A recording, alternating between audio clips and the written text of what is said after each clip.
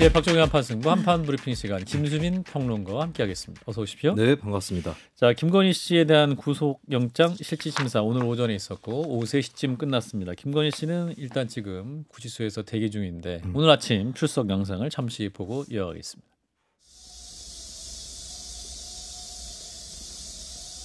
예, 지금 김건희 씨가 차에 내려서 아무것도 아닌 사람 의미가 뭐였습니까? 기자들의 명품 선물 관련 사실대로 진술한 거 맞나요? 김건희 엑셀 파일 본 적 있으십니까? 명품 시계는 왜 사달라고 했습니까? 명품 인감차 여론조사 될까?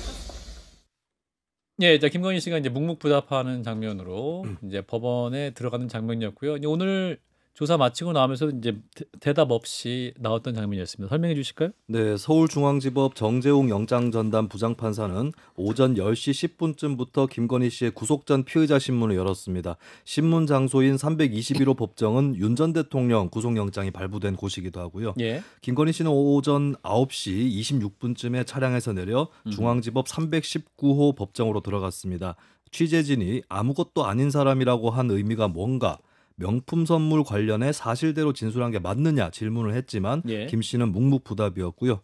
김건희 특검팀은 김 씨가 도이치 사건, 공천 개입, 통일교 청탁 등에서 시장경제 원리와 정당 민주성, 정교 분리 등 기본 사회 질서를 훼손했다라고 하는 입장입니다. 예. 그리고 중앙일보는 소명 발언을 변호인단에 일임한 김건희 씨가 최후 진술에서 짧은 입장을 밝혔다라고 보도를 했는데요. 예. 결혼 전의 문제들까지 거론되고 있어 속상한 입장이었다. 속상한 입장이다 이런 내용이었다고 합니다. 예. 영장 발부 여부는 오늘 늦은 오후나 내일 새벽쯤 결정이 될 전망이고요.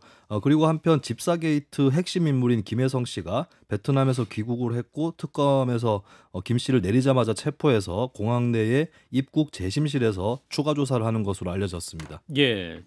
입국 즉시 이제 체포를 한 거죠. 네. 자, 일단 아무것도 아닌 사람이었던 김건희 씨가 오늘은 아무 말도 없는 사람이 됐는데, 자, 영장 심지 심사 결과는 구속 가능성이 높아 보이죠. 비교적 생각보다 빨리 끝났어요. 4시간. 이게 4시간. 왜냐면 이런 쟁점과 피의자가 굉장히 주요 인물일 때는 굉장히 시간이 오래 걸리잖아요. 구속 사유서가 900여 쪽인데, 그렇습니다. 아니 800 80 몇 쪽이라는 거죠. 거의 900쪽에 848쪽. 예. 그러면 특검은 아주 벼르고 나왔다고 보는 게 맞을 것 같고요. 그러면 김건희 씨의 변호인단은 어떤 자세로 나왔을 것인가.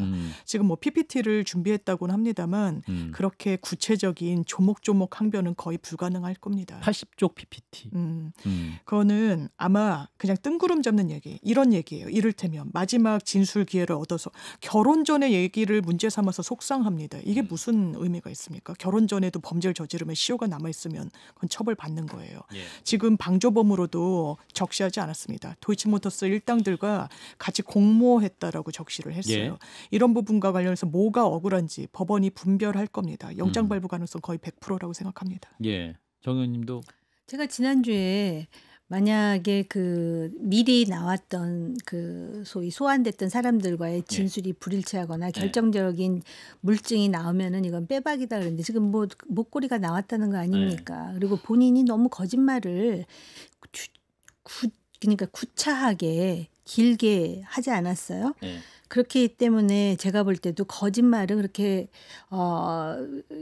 자기한테 유리하게 작용하지 않을 것 같고요. 그게 궁금해요. 과연 김건희 씨가 자기 변호인단한테 진실을 얘기했을까의 여부가 궁금해요. 그리고 특검 같은 경우는 지난 그 소환에서 질의응답하고 그런 게 다른 피조사자보다 빨리 끝났는데 속으로 그때 이미 쾌재를 불렀던 게 아닐까 그런 생각마저 들어요. 결혼 전 문제를 가지고 그래서 속상하다 그러는데 어디 건진법사 통일교 명태균 이건 결혼 전 얘기가 아니죠.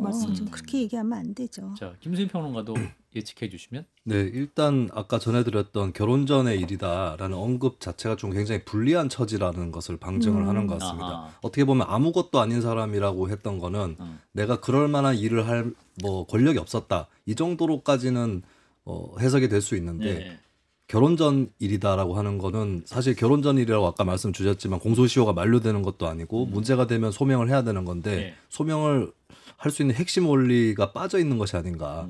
그런 의미에서 굉장히 불리한 사실로 일단 전망이 되는 것이죠. 그리고 도이치모터스 사건이 좀 크게 보이는 것이 최근에 보도된 것만 해도 주가 조작을 인지했다는 정황이 다라고 하는 게 추가적으로 또 밝혀진 게 있습니다. 워낙에 예전에도 뭐 서울고검의 재수사로도 수사가 진척이 된 게 있었기 때문에 여기서 일단 첫 번째로 도이치모터스 사건부터가 증거인멸 우려라든지 혐의 소명 이런 것들이 좀 더 유력한 사안으로 보입니다. 저는 특검팀이 말했던 것 중에 정교 분리 등 기본 사회 질서를 훼손했다.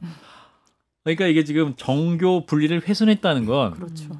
정교를 결합시켜서 어떤 국정 판단에도 영향을 미치는 행위를 했다고 특검이 뭔가 인지했다는 거잖아요. 그렇죠. 이것도 정말 충격적인 거 아닌가요? 이거? 그러니까 우리나라 헌법에 네. 맞습니다. 정교가 분리돼야 되는데 그것마저도 그러니까 그 위헌적인 그 행각까지 버렸다라는 걸 아마 부각시키기 위해서 네. 특검이 그런 내용을 적었나 싶어요. 그렇더라고요. 네. 막 통일교로부터 엄청난 로비를 받고 예. 거기에 대한 대가성으로 아하. 실제로 행정에 관여하고 개입했다는 정황이 나오니까 네. 완전히 종교가 이 정치의 한복판으로 저벅저벅 불법적으로 들어온 거죠. 그러니까 이거는 사회 헌법 질서를 교란하는 거다라는 인식을 가질 수밖에 없어 보입니다. 그렇군요. 일단 오늘 밤이나 내일 새벽쯤 결과가 나온다는 건데 지금 오늘 뉴스를 도배하고 있는 것은 서희건설이라는 이름입니다.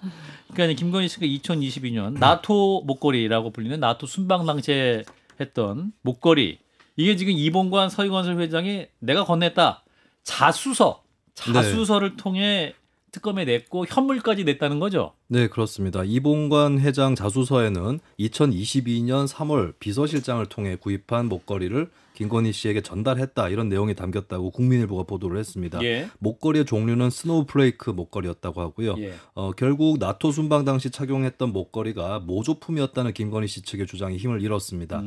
특검은 이 회장의 사위 박성근 전 검사가 2022년 6월 한덕수 국무총리의 비서실장으로 임명됐던 것에 주목을 하고 있고요. 그러니까 2022년 3월에 김건희 씨한테 목걸이는 전달했고 네. 3개월 후에 이 회장의 사위인 가 국무총리 비서실장으로 임명이 됐다. 네, 그래서 금품과 관직이 맞거래된 거 아니냐 이 의혹을 중심으로 수사를 하고 있습니다. 예. 오정희 특검부는 정례 브리핑을 통해 서희건설이 김건희 씨에게 돌려받아 보관하던 목걸이 진품을 받아서 입수를 했다라고 밝혔고요. 가품과 진품 실물 이점을 증거로 법정에 제시를 했다고 합니다. 그리고 모조품이 나온 적이 있기 때문에 그것이 이제 결국 증거 인멸이 아니었느냐라고 하는 이 혐의에 대해서도 특검은 규명을 할 예정입니다. 예, 자 이봉관 회장 자수서를 내기 앞서서 반클리프 앤 아펠 관계자가 또 언론에 증언도 했는데 뭐라고 말했어요? 네, 2022년 3월 대선 직후에 잠실 롯데 매장에서 목걸이를 판매했다는 반플리프 관계자가 예. 네, JTBC와 인터뷰를 가졌습니다. 예. 이 관계자 증언에 따르면 목걸이의 구매자는 최 이사라고 불린 여성이었는데 이봉관 회장의 비서실장으로 알려지고 있고요. 예. 2022년 대선 이튿날에 3월 10일에 결제를 했다라고 하는 증언입니다. 먼저 제품을 골랐던 것은 최 이사의 어머니였는데요. 예. 선물 받을 사람에 대해서 이렇게 얘기를 했다고 합니다. 50대인데 30대 같이 보인다. 그리고 키가 크고 엄청 멋쟁이시다. 예. 이렇게 얘기를 해서 이게 좀 웃으면 안 되는 상황인데 네, 사실 사실 어처구니가 없네요. 예. 김건희 씨가 이제 50대의 나이고 키가 조금 큰 편으로 알려져 있죠. 그래서 이것이 멋쟁이셨다. 또 주목받는 그런 진술이었습니다. 예. 그리고 최 이사 측에서 최종적으로 골랐던 목걸이도 앞서 제가 말씀드렸던 스노우플레이크 다이아 목걸이였고요. 예. 그러니까 특검이 파악한 목걸이 종류와 같은 것입니다. 예. 최 이사는 당시에 예산 초과 문제를 고민하는 듯 했지만 결국 구입을 했다고 너무 하고요. 비쌌는데 샀다. 네, 그리고 이 관계자 증언에 따르면 이 직원들끼리 그 선물 받는 사람이 혹시 김건희 씨 아니냐 이런 우스갯소리를 했는데 예. 방송에서 진짜로 하고 나오더라. 이런 증언도 관계자가 했습니다. 그러니까 이게 굉장히 비싼 거기 때문에 해당 브랜드의 직원들은 이거 우리 거네라고 알 수 있는 상황이긴 네. 하고 이게 또 뭐 하루 10개씩 팔리고 뭐 한 달에 10개씩 팔리는 게 아니잖아요. 그러니까 이게 분명히 누가 샀는지 구입할 것이고 사실은 결제한 날이 대선 이튿날 3월 10일이라면 당선된 사람 알고 이튿날 구입한 거네요, 그러면. 네, 그렇습니다. 대선 예. 결과 나오면서 결과 나오면서 구입을 했다고 목적 봐야 되겠죠. 있게 딱 구입했네요. 그죠? 네. 예. 자, 서희건설 반클리프 목걸이 뜻밖에도 빠르게 지금 구매자도 밝혀지고 현물도 빨리 발견됐네요. 장 변호사님. 전방위적으로 고가의 명품을 받아 챙겼다고 보는 게 맞겠죠. 그러면서 수사를 교란하기 위해서 처음에 거짓말을 하죠. 현지에서 지인한테 빌렸다. 그런 다음에 빌렸다고 하는데 누구가 특정이 안 되잖아요. 네. 사실은 가품이었다. 나중엔 그걸 종합판으로 만듭니다. 가짜를 빌렸다고 모친으로부터. 더 괘씸한 건 모조품을 아마 본인 오빠의 장모집에 심어놓은 걸로 보인다는 거죠. 수사를 교란시키기 위해서. 모조품을. 그렇죠. 거짓말에 정황을 만들어내기 위해서 그랬던 걸 보이는 거죠. 지금 보면. 왜냐하면 일부에서는 아니 모조품을 했다는데 그냥 믿고 넘어가면 되지. 왜 특검에서는 왜 아니다라고 하느냐라고 이야기하는 분들이 있었어요. 아니요. 김건희 씨는 거짓말을 했던 겁니다. 왜냐하면 서희건설은 이게 살 길이라고 생각하고 법적인 조언을 받고 있을 거예요. 사위가 또 검사 출신 이 특혜를 입었다는 사람 아닙니까? 그렇죠. 그러면 이건 진실을 부인할 수 있는 상황을 넘어버린 겁니다. 뛰어넘었네요. 어차피 이 목걸이는 범행의 대상이에요. 뇌물로 왔다 갔다 한 거니까 이거 압수됩니다. 본인께 안 되는 거예요. 그러니까 갖다 바치는 거예요. 이거 사실 우리가 줬던 겁니다. 이 목걸이가 한국에 많이 들어왔던 게 아니에요. 너무 고가이기 때문에 몇 점 안 들어왔습니다. 바로 몇 개가 특정이 되고 이걸 훑고 위로 올라오는 거는 사실 시간 문제였는데 김건희 씨는 그 판단조차 할 수가 없었던 거죠. 이게 지금 서희건설 얘기는 받았다는 거 아니에요, 다시? 돌려받았다는 돌려받았다는 거죠. 건데. 그런데 문제가 엄청 불거진 이후에 김건희 씨로부터 돌려받았다는 거죠. 그럼 이게 갖고 있다가 갖다 줄게요. 네. 이런 거네. 그럼 약간. 그러니까 이게 언제의 시점이 중요한데 받자마자 이런 부적정가를 왜 줍니까라고 돌려줬으면 뇌물 이 수수죄가 성립하지 않을 수 있죠. 그런데 몇 년 후에 돌려줬잖아요. 특검에서는 고발이 들어가고 이거 누구 거냐 고발 청탁금지법 시점에 위반이냐 이게 지금 돌려준 그렇습니다. 거잖아요. 그 이후에 돌려줬다는 게 특검 설명입니다. 아니 일단 나토에 차고 갔었죠. 그렇죠. 자기 걸로 하고 싶었던 거죠. 그러니까 빌렸다고 해명을 했었겠죠. 그러니까 나토 순방 때 그 목걸이를 보면서 직원들은 우리 거 맞네. 수근수근 됐다는 거죠. 하는 건데 사실 그러면 이게 한 몇 년간 빌린 거잖아요.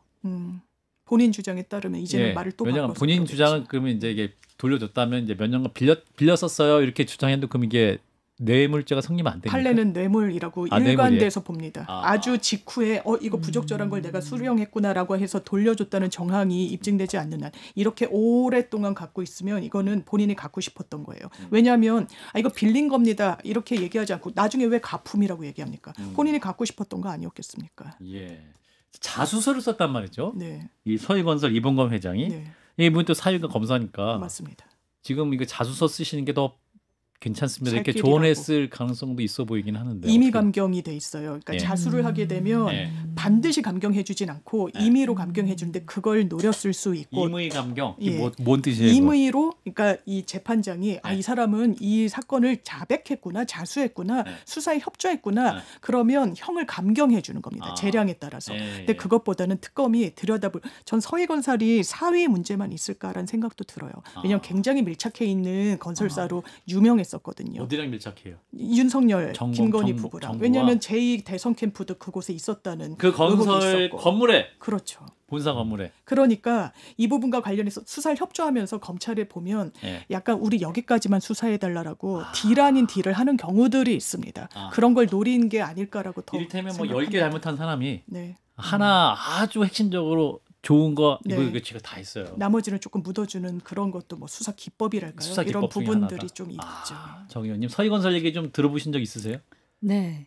일단 저도 이 회장이 언제 자수서를 썼는지가 궁금한 게 지난 주말에 어떤 기사가 나왔냐면 특검이 그 반클리프마다 다니면서 그 목걸이 산 사람을 찾아다니고 있다라는 기사가 매장이 나왔었어요. 9개인데 다 돌아다니고 있다. 그러니까는 자수서를 그때 썼는지 아니면 그 전에 썼는지를 좀 확인할 필요가 있고 그게 이미 경감이 된다 하더라도 그 시점이 중요할 것 같다는 생각이 들고요.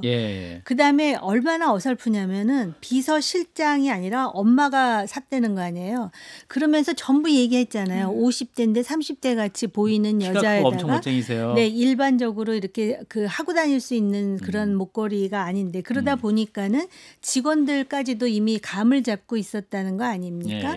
그래서 또 일부에서는 그 직원 중에 한 사람이 언젠가 이것을 모 언론에 제보를 했더니 그 언론에서 특검에 제보를 하라 또 이랬다라는 말까지 지금 나와요. 물론 이제 결국은 그렇기 때문에 서희건설에서도 이거를 자수서를 안 쓸 수가 없는 상황이 아닐까. 본인의 사위가 딸 셋이래요. 그런데 사위가 지금 총리 비서실장 한덕수 총리. 예. 그러면서 또 총리가 그 비서실장을 막 소개하는 장면이 요새 좀 떠돌고 다니고 막 이러거든요. 무조건 대통령님이 추천하는 사람은 나는 다 받겠습니다 해서 들어온 사람이 안무개 검사 운운하면서 그런 또 동영상이 떠돌아 다니더라고요. 예. 서희건설 사무실과 관련해 가지고는 제가 그렇게 그 정보가 저한테 많이 들어오는 타입이 아님에도 불구하고 아주 오래전에 서희건설 사무실. 대선 과정에서 제가 들었어요.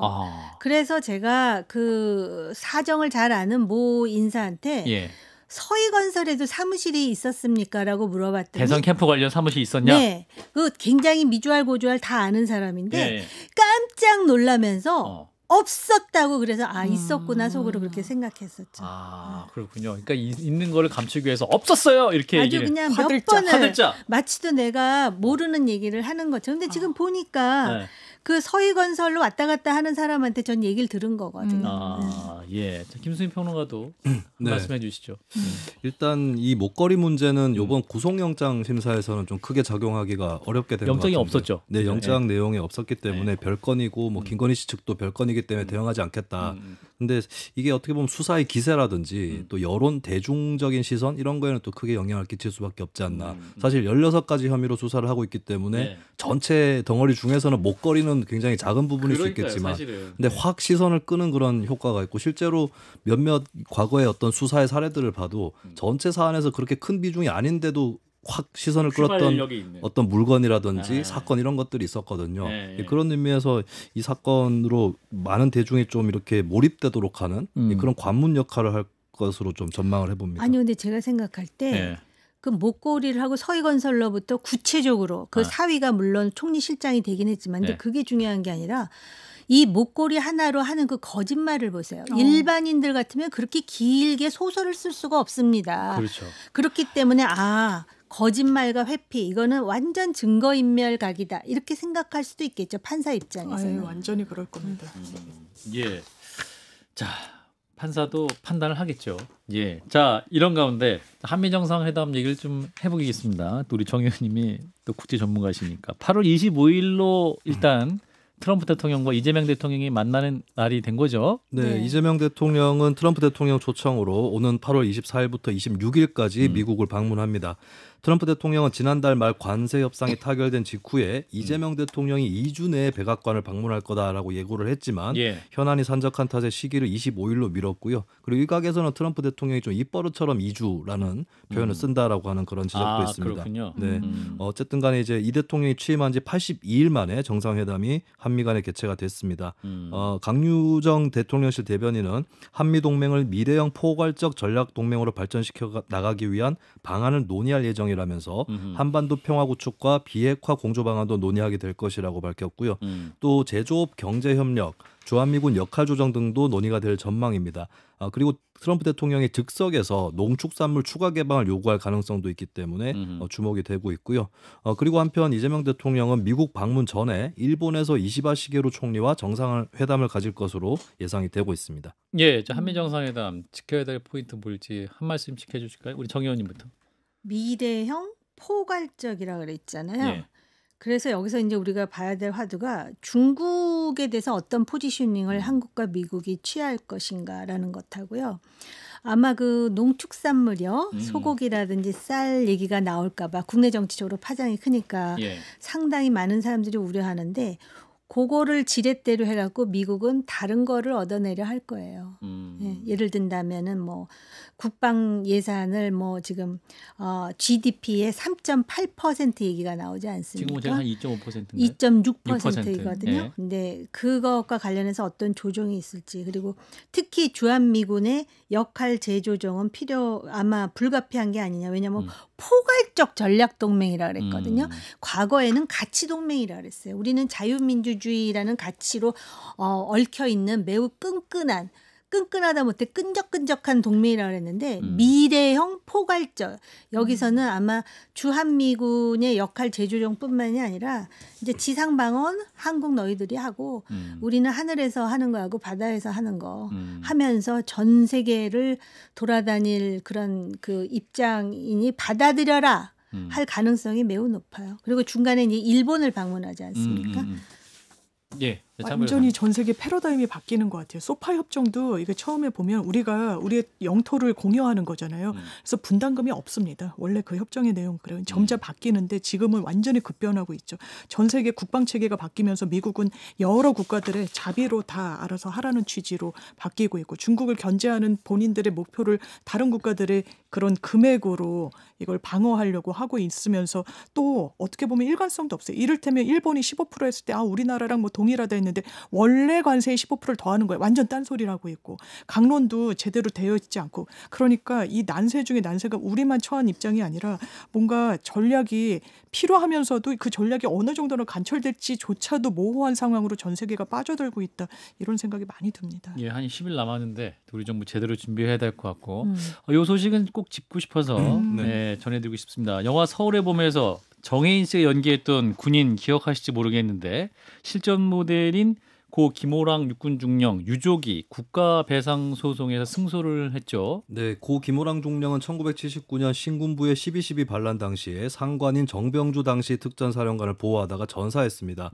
처음에는 순직으로 기록이 됐는데 김 중령이 선제 사격을 했고 신군부 쪽이 자신들이 대응했다면서 사안을 왜곡한 결과였고요. 예. 2022년에 이것이 순직이 아닌 전사로 바로 잡혔습니다. 직무 수행이나 훈련 중에 사망한 게 아니라 반란군과 싸우다 숨졌다는 의미를 담고 있죠. 근데 이것에 대해서 유족 측이 국가에게 사망뿐 아니라 은폐 책임까지 묻겠다면서 지난해 6월에 국가를 대상으로 소송을 제기했는데요. 오늘 서울중앙지법 민사 911 단독 유창훈 부장판사는 일부 승소 판결을 내렸습니다. 46년 만에 승소 판결이었고요. 예. 원고가 청구한 5억 원대의 배상금 중에 2억 9,900만 원 상당을 피고인 국가가 배상해야 한다는 내용이었습니다. 예. 유족 1인당 최소 900만 원에서 최대 5,700만 원을 배상액으로 정했고요. 예. 유일한 생존 형제인 누나 김쾌평 씨의 배상액이 가장 크다고 알려졌습니다.